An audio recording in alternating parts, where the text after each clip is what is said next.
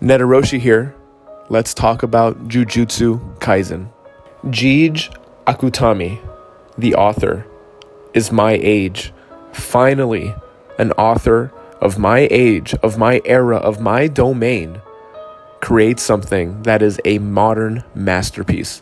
I can't believe it. It's right before my eyes. Jujutsu Kaisen is here to stay in my heart forever. Although I know that there is some heavy influence from Yu Yu Hakusho, from Dragon Ball Z, from Hunter x Hunter. Gege used all of that and made something completely new. He did not plagiarize a thing. This is all original. This is all wonderful. And this all may surpass our older generation's ideas of anime. Because honestly, I'm obsessed with Yu Yu Hakusho, Dragon Ball Z, Hunter x Hunter. But Jujutsu Kaisen offers one more variable. The idea that the author was raised and lived his life in the 90s and early 2000s at the same time as me. That is a huge connection, and I can see it in all of the characters involved in the show, because Goju and his friends in his era are essentially my age, 28, 30, in our primes. And they are giving sound and incredible advice to the new youth who are incredibly strong. And we just want to guide them in the right direction. And that's kind of what I've been doing in my life with Neteroshi and Servant Basketball and a few other things. I want to influence the youth in the right way. And I truly believe Goju and Co. are doing that exact thing for the younger guys, for, everyone in the show.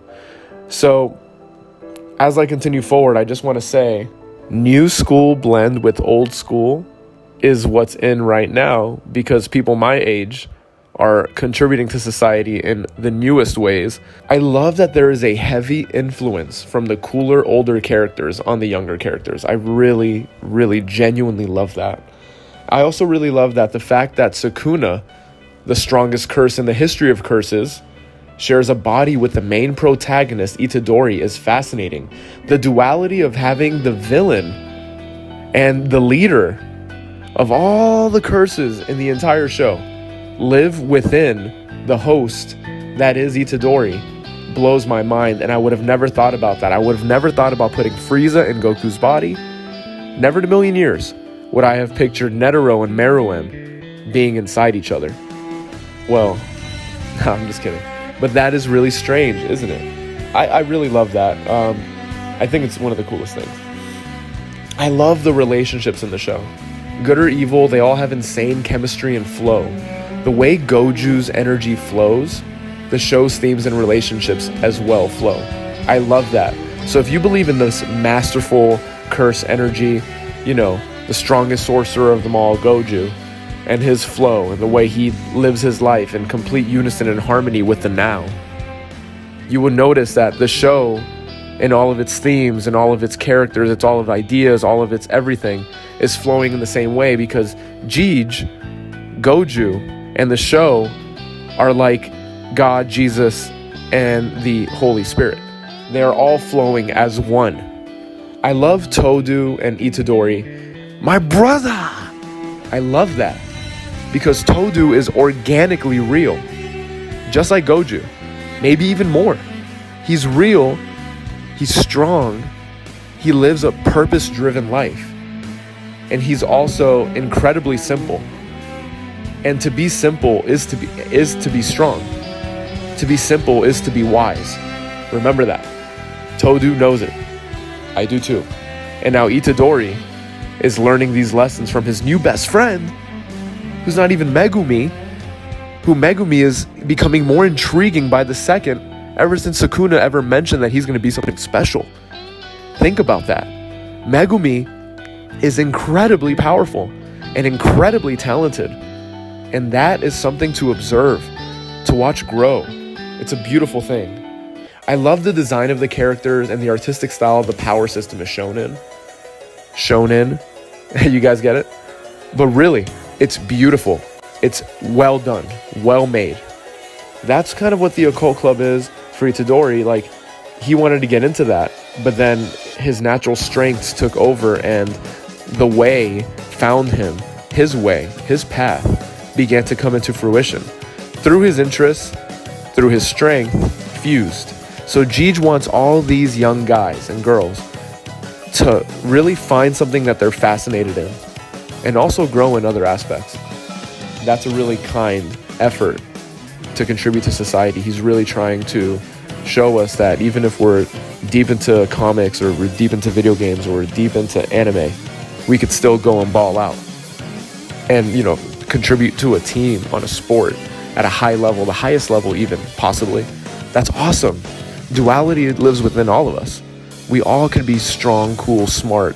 We all could be whatever we want to be. You just have to really think about it and believe what you're thinking. Because what you think is real, and that's all that there is. A Neteroshi excerpt. Damn. 12 episodes deep into Jujutsu Kaisen, and I'm feeling very connected to it. Gege Akutami, the author. You were also born in 1992. I felt it immediately. I knew it. If anyone is ever curious as to what a person born in 1992 is capable of, watch this. We see the world this way. This is the path I would have taken had I made an anime. The dialogue, the colors, the setting, the relationships, the pacing of the story, and the creativity are all on point. So far, everyone is genuine. Everyone is capable, and I really like that. Ain't no Yamchas in Jujutsu Kaisen. I'm looking forward to this. P.S. The new school themes with the old school vibes are blending really well. Change is hard to deal with as an old school fan, but as long as the new school doesn't push a certain theme or narrative that I know is bullshit, I give something a shot.